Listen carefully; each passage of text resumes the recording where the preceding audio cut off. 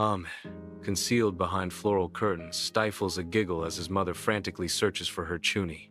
With a mischievous glint in his eyes, Ahmed tiptoes out of the room, plotting his next prank. He swiftly hides his sister's shoes under a pile of colorful cushions, his laughter echoing. Amidst the lively classroom, Ahmed's eyes sparkle with mischief as he secretly snatches a pencil from his unsuspecting friend. A wave of suppressed laughter ripples through the classroom, yet Ahmed's friend is visibly upset by the prank. The laughter slowly dies down, replaced by a heavy cloak of guilt as Ahmed realizes the impact of his actions.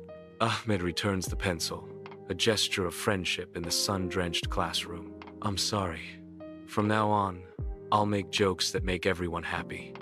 Ahmed's voice fills the room. The classroom erupts in applause as Ahmed's friend smiles, a promise of unity and joy.